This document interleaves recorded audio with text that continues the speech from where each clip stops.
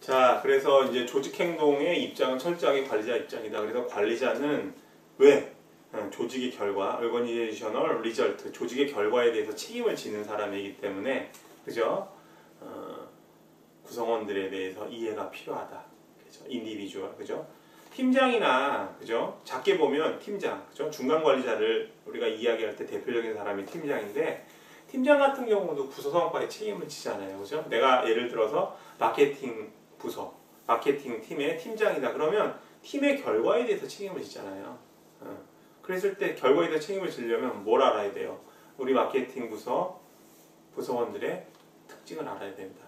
그리고 우리 마케팅 부서의 팀은 어떤 특징을 갖고 있느냐, 그죠?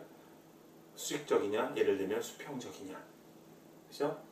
커뮤니케이션이 잘 이루어지느냐, 그죠? 구성원들의 대체가 권한위임을 많이 주느냐, 그죠? 이런 것들. 그래서 이런 것도 우리가 조직행동의 요소로 파악해야 된다는 거고요. 자, 그래서 두 번째, 팀과 소셜 프로세스, 사회화 과정이 이루어지는 팀. 그리고 사회화 과정을 통해서 구성원들이 거듭나잖아요. 진정한 마케팅맨으로. 마케팅 부서에서 저한테 예를 들면 여러 가지 뭐 직무 교육이나 훈련을 받고, 그죠? 사람들과 여러 가지 일을 하면서 경력이 쌓이면서, 그죠? 그러면서 조직 분위기도 익혀가고, 이런 것들이 우리가 소셜 프로세스다. 이렇게 정리하시면 돼요. 자, 세 번째 거 우리 한번 볼게요. 세 번째 거는 좀 개념이 어려우니까 잘 한번 들어보세요. 이거 세 번째 거 설명드릴 때 질문 많이 하시더라고요. 제가 뭐 늘 말씀을 드리지만 여러분들이 제 설명을 듣고 명료하게 이야기를 못하면 여러분들이 이해를 못하는 게 아니라 제가 설명을 못하는 거예요.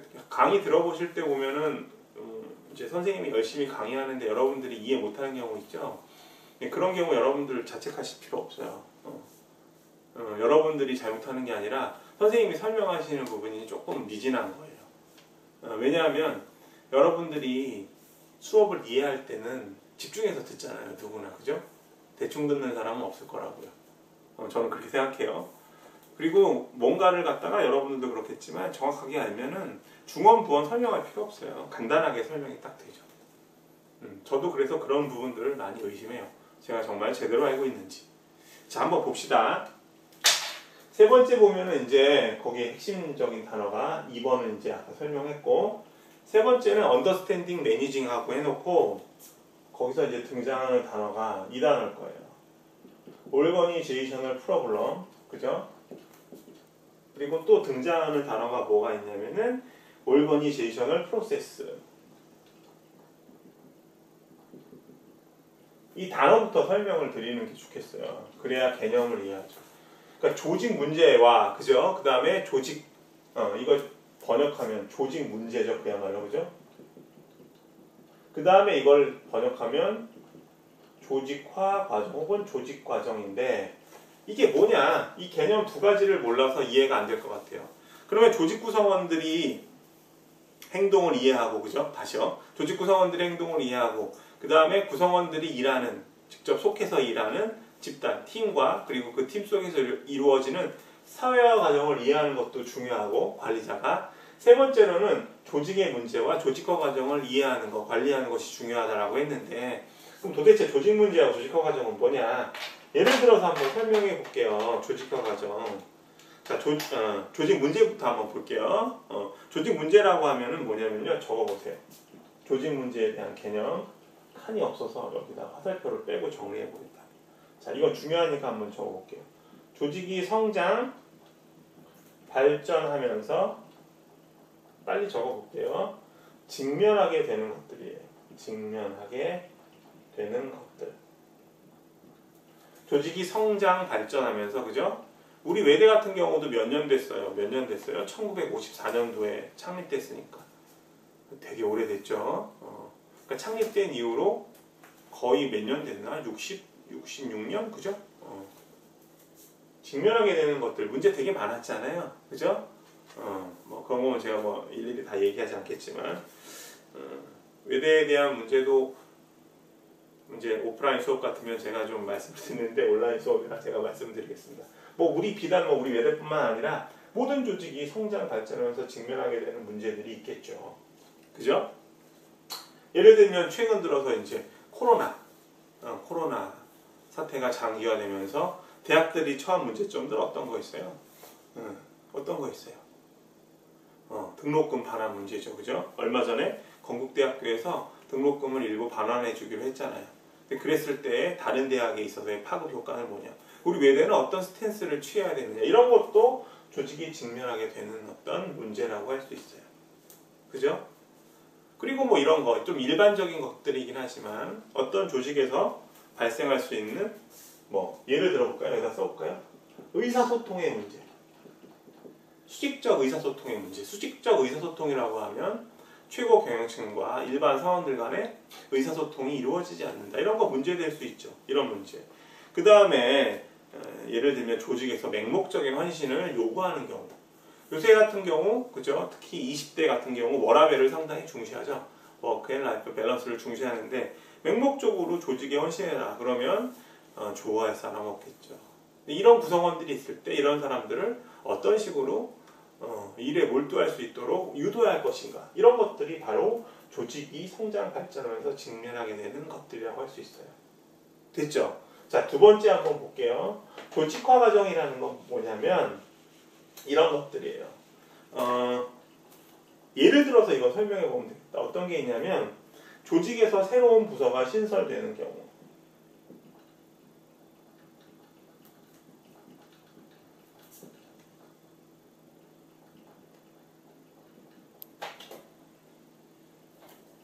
예를 들면 우리 항공사인데 항공사를 이용하는 고객들이 불편이 커져서 그 불편사항을 뭐 일괄적으로 처리할 수 있는, 통합적으로 처리할 수 있는 부서, 고객 불만팀, 이렇게 부정적으로 하는 것보다는 고객 만족팀.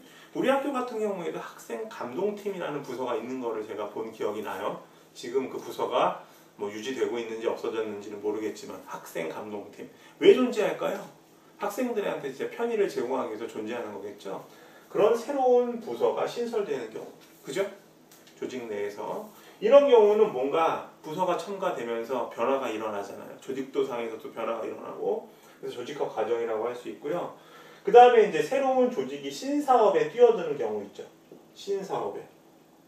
네, 그래서 조직이 통폐합되는 경우 있어요. 통폐합.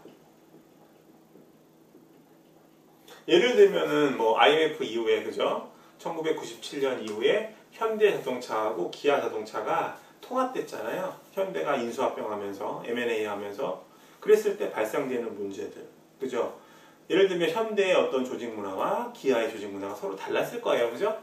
그 두 다른 조직이 섞였을 때 어떤 식으로 우리가 조직화를 우리가 했어야 되는가? 조직화 과정, 그죠? 조직 문제하고는 좀 달라요. 엄밀하게 얘기하면 조직 문제 때문에 조직화 과정이 일어날 수 있죠. 그죠? 새로운 부서가 신설되는 거는 고객들에 대한 어떤 요구에 부응하기 위해서 생길 수 있는 거니까.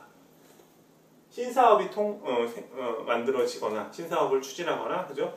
두 회사가 만나서 인수합병돼서 통폐합되는 경우, 그럼 부서가 생길 수도 있고 중복되는 부서는, 불필요한 부서는 없어질 수도 있으니까 조직화 과정이 있다라고 얘기를 해요. 그죠? 그래서 이 두 가지를 위해서는, 이 두 가지를 우리가 그래서 조직 문제를 생각해보고 거기에 대한 해결책을 마련해보는 것, 그리고 조직 구조를 뭔가 개편하는 것, 조직화 과정을 갖다가 이 두 가지를 합쳐서 우리가 뭐라고 하냐면 오르거니제이셔널 디벨롭먼트라고 해요. 우리말로 하면 뭐죠? 조직 개발이라고 해요. 조직 개발. 줄여서는 OD라고 이야기해요. OD, 조직 개발. 조직 개발이라고 얘기할 때는 뭐냐면은, 뭐라고 얘기하냐면 조직에 대한, 자 여기 밑에 잘 보이실까 모르겠다. 조직에 대한 근본적 변화와 구조적 혁신이 필요하다라고 이야기해요. 조직에 대한 근본적 변화와 구조적인 혁신, 그죠? 그러니까 조직 문제가 만약에 예를 들면 수직적 의사소통이 부재한다라는 문제가 생겼을 때는 어떻게 해야 돼요? 조직 문화를 좀 바꿔봐야죠, 그죠? 조직 문화. 예를 들면 조직 문화를 바꿔야 돼요. 어떻게? 수직적인 어떤 피라미드 형태의 분위기가 나타나지 않도록. 예를 들면 군대 같은 경우에는 수직적 의사소통이 어려울 수 있어요. 워낙 계급 사회니까, 그죠? 계급이 존재하는, 위계가 존재하는 조직이니까. 근데 그런 것들을 바꿔보려고 많은 노력을 하고 있죠. 그런데 또 이런 것들 문제가 있어요. 군대에서 수직적 문화를 좀 개편한다고 해서 완전히 바꿔버리면 군대의 존립이 어려울 수도 있죠. 왜냐하면 군대라는 거는 명령체계에 의해서 움직이는 조직인데. 근데 어쨌든 분위기를 뭔가 바꿔볼 필요가 있다라고 하면 조직 문화, 올거니제이셔널 컬처를 우리가 생각해 볼 수 있어요. 그죠? 그래서 기본적으로는 이런 조직 개발에 대한 부분도 본론으로 들어가서 설명을 하면 관리자가 이해를 해야 된다. 그런데 제가 생각할 때는 이 조직 개발이라는 거, OD 분야는 우리 조직 행동 책에 많이 다루고 있어요. 어떤 조직 행동론 책을 구입하더라도 OD에 관한 이야기, 조직 개발에 대한 이야기를 하고 있는데 제가 볼 때는 이 부분은 오히려 전략 부분에 가깝지 않을까. 이 전략에서 핵심적인 부분이 조직화 과정이거든요. 조직을 어떻게 개편하고, 그죠? 우리가 그래서 엄밀하게 얘기하면 이 부분, 특히 2번이 전략에 관한 부분이고요. 우리 조직 행동에서 우리가 생각해 볼 수 있는 문제는 요거. 조직 문제를 갖다가 우리가 해결하기 위해서 근본적으로 생각해 볼 수 있는 조직 문화가 올거니제이셔널 컬처가 여기까지는 다루어지지 않나. 자, 다시 한번 말할게요. 조직 문제와 조직화 과정을 이해하는 것이 조직 개발에 관한 문제다. 또 결론적으로 관리자는 조직 개발에 대한 이해와 관리를 해야 된다라고 하는데 특히 우리가 조직 개발에 있어서의 두 가지 측면. 하나, 조직화 과정에 대한 것들은 우리가 전략에 가깝고, 그죠? 전략에 있어서 조직 구조가 상당히 중요하거든요. 그런데 조직 문제에 대한 인식을 하기 위해서는, 그죠? 철저하게 조직 문화가 바탕이 되어야 하는데 이런 조직 문화에 대한 바탕은 조직 행동에서 다뤄볼 수 있다라는 얘기죠. 이 부분은 상당히 어려워요. 우리가 인사조직 4대 영역 얘기할 때 거시적인 측면에서, 그죠? 응용 측면에서 전략 경영이 있었고, 그 다음에 미시적인 측면에서는 우리가 HRM이 있다고 그랬죠. 근데 그 사이인 것 같아요. 이 전략에 관한 얘기들은. 아니, 전략이 아니라 이 조직 개발에 관한 얘기는. 자, 제가 더 복잡하게 설명을 드렸는데 정리하면 조직 문제와 조직 변화에 대한 것들을 우리가 조직 개발이라고 하고 이런 조직 개발에 대한 이해도 해야 된다. 그러나 조직 개발에 관한 문제에 있어서 특히 조직화 과정은 전략 부분에 가깝다. 이 정도로만 정리해 주시면 될 것 같습니다. 자, 그래서 우리가 교재에 나온 3장 부분도 3페이지부터 설명을 해봤고요.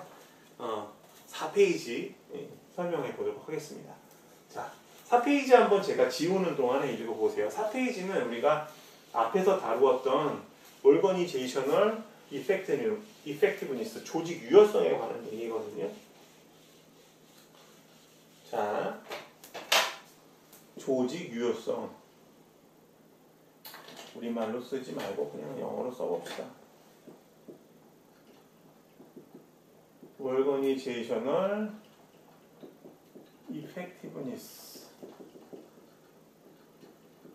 이펙티브니스의 의미. 자, 거기 그림을 갖다가 보시면 그림에 보면 이런 말이 나와요. 제가 밑에부터 한번 더 밑에다 내릴까? 좀 좋겠다. 거기 보면 이런 말이 나오죠. Resource Acquisition. 우리말로 얘기하면 인재 획득. 그죠? 인재 획득. 근데 제가 개발이라는 말까지 붙여놨어요. 이 리소스는 휴먼 캐피탈이에요. 인적 자원. 그죠? 인적 자본. 그러니까 인적 자본이라고 하는 이유는 사람을 되게 중요시하게 여기거든요. 그래서 우리가 캐피탈이라는 말을 쓰는데 인적 자원을 얘기하는 거예요. 훌륭한 인적 자원을 갖다가 회사에서 획득한다는 거는 중요한 일이잖아요. 그죠? 제가 이제 삼성 얘기를 많이 하는데 삼성 같은 경우 가장 큰 강점 중에 하나가 인력풀이 상당히 좋거든요. 인력풀이 좋아서 맨파워가 막강해요. 근데 그만큼 많은 좋은 인재들을 뽑는다라는 게 중요하죠. 좋은 인재들을 뽑으면 자, 직무교육을 해요. 직무교육을 해도 훨씬 더 짧은 시간 내에 효과적으로 교육 내용이 전달될 수 있겠죠. 좋은 인재들을 뽑으면. 그죠? 그렇지 않은 인재들을 뽑으면 직무교육 자주 해도 이해도가 떨어질 수 있잖아요. 그죠? 그리고 뭐 집중도도 높을 수 있고. 그래서 조직이 유효성을 발휘하기 위해서의 가장 그 첫 번째 단계는 뭐냐? 조직의 성격에 맞는 훌륭한 인재를 뽑는 거죠. 뽑고 교육시키는 게 중요하다. 자, 그 다음 단계는 그럼 어떤 식으로 일이 벌어지냐면 조직에서 벌어지는 내부 프로세스가 우리가 이것을 이제 인터널 프로세스라는 말을 써요. 내부 프로세스. 내부 프로세스 그러면 또 단어를 몰라요. 그죠? 단어를 잘 몰라서 이해가 안 가. 인터널 프로세스가 뭐냐면 인터널 프로세스 여기다 한번 적어볼까요? 빨간색으로. 이 두 가지 측면이 있어요. 인터널 프로세스는. 이렇게 빼보자. 여기다가. 하나는 부서 간. 두 번째는 부서 내. 부서와 부서 사이에서 이루어지는 업무 흐름을 얘기하는 거예요. 뭐라고요? 업무 흐름. 인터널 프로세스다라고 하면. 그래서 첫 번째는 부서 간. 그 다음에 부서 내. 자, 예를 들면 부서 간은 생산 부서 쪽에서 쉽게 얘기하면 공장에서 필요한 인력을 뽑을 때 생산 근로자들을 뽑을 때 어떻게 뽑아요? 자기 마음대로 뽑을 수 있어요? 누구한테 물어봐요? 인사부서한테 물어보죠. 지금 우리 인사부서한테 요청을 하는 거예요. 지금 생산 인력이 부족해서 한 20명을 더 뽑으려고 하는데 가능하겠습니까? 그러면 인사부서에서는 누구한테 물어봐요? 20명 뽑아놓고 급여를 지급하지 않으면 안 되잖아요. 그러니까 재무 쪽에 문의를 해보는 거죠. 지금 20명 뽑으려고 하는데 충분한 재원이 있나요? 20명까지는 안 되고요. 한 10명 정도는 가능할 것 같습니다. 그죠? 그래서 부서가 이루어지는 프로세스가 있다는 거고요. 부서 내에서는 이런 거예요. 마케팅 부서에서 신제품을 개발한다고 했을 때 무작정 개발해요? 아니면 소비자 조사를 해요? 마켓 리서치를 하죠. 그런 다음에 결과에 따라서 소비자의 욕구들이나 필요사항들을 캐치한 다음에 거기에 신제품 개발에 그런 요소들을 녹여 넣죠. 그래서 일련의 프로세스가 존재한다. 이해되셨죠? 인터널 프로세스라는 거. 근데 훌륭한 인재를 뽑아서 잘 교육시키고 개발시켜서 배치를 하게 되면 그 배치된 인력들이 각 부서에서 업무들을 원활하게 진행할 거 아니에요. 회계 능력이 있는, 그죠? 회계에 있어서 잠재력이 있는 인재를 뽑고 잘 교육시켜서 배치시켰어. 그러면 회계부서의 업무가 원활하게 이루어진다. 그래서 인재의 획득 다음에 우리가 생각해 볼 수 있는 단계는 내부 프로세스 향상이다. 자, 그 다음에 두 번째로는 어떤 문제가 생기냐. 문제라기보다는 어떤 일이 생기냐면 그렇게 되면 어떻게 돼요? 조직 내에서 프로세스가 원활하게 잘 흐르게 되면 조직이 추구하는 목표가 이루어지죠. goal accomplishment. 그죠? 조직에서 추구하는 목표가 이루어진다. 목표 달성이 이루어진다라는 거죠. 그죠? 이 목표라는 거는 여러분들이 생각하실 때 무슨 재무적인 목표 이런 거 생각하실 수 있어요. 재무적인 목표. 그죠? 거기 보면 이제 우리 핸드아웃에 보면 경력 개발 밋이라고 되어 있죠. 거기 오타가 났어요. 경력 개발 다음에 프로그램 활용이라고 적어주세요. 프로그램 활용. 요 밋은 지우시고 경력 개발 프로그램 활용 오타 수정합니다. 제가 고친다. 고쳐놓은 게 있는데 제가 이번에 자료를 편집할 때 다른 버전을 붙였어요. 자, 그리고 첫 번째는 뭐냐. 이거 용어 역시 생소하신데 어려우실 거 없어요. 자, 재무적 목표 혹은 기타 조직이 추구하는 여러 가지 목표가 달성되면 strategic constituency satisfaction. 그냥 constituency는 이해관계자 이 정도로 이해하시면 될 것 같아요. 이해관계자, 그죠? 전략적 이해관계자들이 만족한다. 결과적으로는 누구냐면 전략적 이해관계자의 대표적인 사람이 고객이죠, 고객. 그리고 뭐 우리가 돈을 빌린 은행, 금융기관, 그죠? 그 다음에 우리에게 제품을 공급해주는 공급자.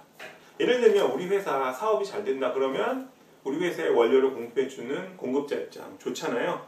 우리 물건을 사주는 구매자들도 좋고 뭐 그런 여러 이해관계자들이 만족할 수 있다. 그래서 조직 유연성의 단계를 설명하고 있어요. 그죠? 이거를 통틀어서 그냥 퍼포먼스라고 해도 틀린 말은 아니다. 그러나 구분을 할 필요가 있다. 그죠? 조직의 필요한 인재를 획득하고 개발시키면 조직 내 프로세스가 원활하게 이루어진다. 그로 인해서 목표가 달성되면 궁극적으로 뭐가 된다?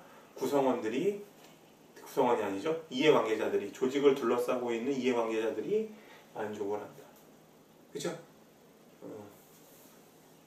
이렇게 정리하셔도 좋을 것 같아요. 자, 그래서 이 조직 유연성의 4가지 차원 혹은 4가지 단계의 흐름을 잘 이해를 하세요. 근데 이게 1980년도에 카메론이라는 학자가 이야기한 거거든요. 카메론은 상당한 업적이 있는 학자예요.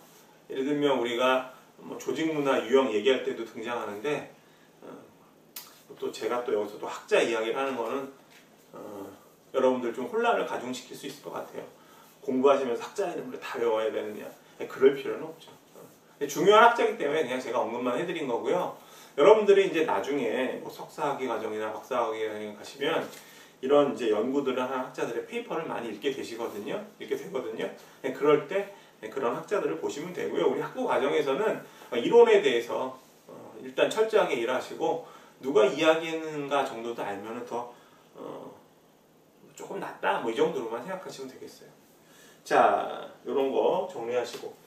그래서 카메론이라는 학자가 이 이야기를 했어요. 조직 유연성에 관한 이야기를 했는데 이 이야기는 나중에 1990년도에 가면 90년대 초반에 하버드 대학 아시죠? 하버드 대학에 그 카플란과 노튼이라는 학자가 있어요. 카플란과 노튼이라는 학자가 있는데 이 사람들이 이 BSC라는 개념을 등장시켰거든요. 아, 선생님 또 어려운 거 쓰신다. 잘 모르는 거. 이게 뭐냐면 밸런스드 스코어 카드 균형 성과 관리라고 해요. 밸런스드니까 균형 성과 관리라고 하는데 이 균형 성과에 관한 이야기를 카메론의 연구를 조금 더 발전시킨 거라고 할 수 있어요. 여기서도 지금 다루면 시간이 없으니까 자율과제로 한번 해보자. 자율과제라는 거 계속 말씀드렸는데 지금 말씀드린 건 뭐냐면 조직 유연성에 대한 개념이 1990년대 초반에 균형 성과 관리라는 어떤 체계로 이어졌다. 이렇게 정리하는 거거든요. 제가 균형 성과 관리에서 보면 성과 관점이 4개가 등장하는데 4개가 지금 조직 유연성의 그 4가지 단계 혹은 관점하고 별 차이가 없어요. 한번 요것도 시간 되면 찾아보시면 좋을 것 같다. 사실은 이거는 성과 관리니까 HRM하고 연결되는 거거든요. 늘 말씀드리지만 조직 행동에서 우리가 다루었던 내용들이 이론적인 측면들이 그대로 HRM으로 가서 적용되는 경우가 많으니까 알아두시면 좋을 것 같습니다. 자, 이렇게 정리를 하고요. 자, 그 다음에 우리가 공부할 내용을 한번 볼게요. 이거 조금만 설명드릴까요? 여기까지만 해. 이건 자율과제. 정리를 하면 지금 제가 자꾸 우왕좌왕하죠. 말씀드릴까 말까 지금 고민하는 거예요. 조직 유연성에 대한 관점과 그죠? BSC 관점은 별 차이가 없다. 이렇게 정리를 하고 요거 한번 찾아보시면 좋으실 것 같아요. 그 포털을 보실 때는 구글 많이 이용하세요. 네이버나 다음도 좋지만 구글, 특히 스칼라 구글 같은 데 들어가시면 여러분들이 좋은 자료들을 많이 받아보실 수 있거든요. 그래서 구글 혹은 스칼라 구글을 이용하시라는 말씀 드릴게요. 자, 그 다음에 5페이지 한번 볼게요. 5페이지 보시면은 조직행동 연구의 수준이 등장해요. 조직행동 연구의 수준을 보면요. 앞에서 다 공부했어요. 우리 3페이지에서 공부할 때 어떤 내용 공부했어요? 3페이지. 조직행동의 입장은 누구다? 철저하게 관리자 입장에서 조직 구성원들의 행동, 인디비주얼의 행동과 그죠? 그런 특징들을 이해하고 언더스탠딩하고 매니징한다. 두 번째는 팀이라는 건 그룹의 특수한 형태라고 말씀드리면서 팀과 그룹 거의 구별 안 해도 된다고 말씀드렸죠. 팀과 그룹, 그리고 사회화 과정을 이해해야 된다. 그리고 조직의 문제와 조직화 과정을 이해해야 된다. 그러니까 조직 개발에 대한 이해도가 있어야 된다라고 했는데, 마찬가지로 조직 행동의 세 가지 차원이 바로 인디비주얼, 그룹, 오르거니제이션 세 가지예요. 뭐라고요? 첫 번째 인디비주얼, 그 다음에 그룹, 그리고 세 번째는 뭐다? 오르거니제이션이다. 이렇게 오르거니제이션 할까 했었네. 오르거니제이션이다. 이렇게 조직행동 연구 수준을 기억하시면 될 것 같습니다. 자, 2부 이걸로 마치고요. 이어서 3부 하도록 하겠습니다.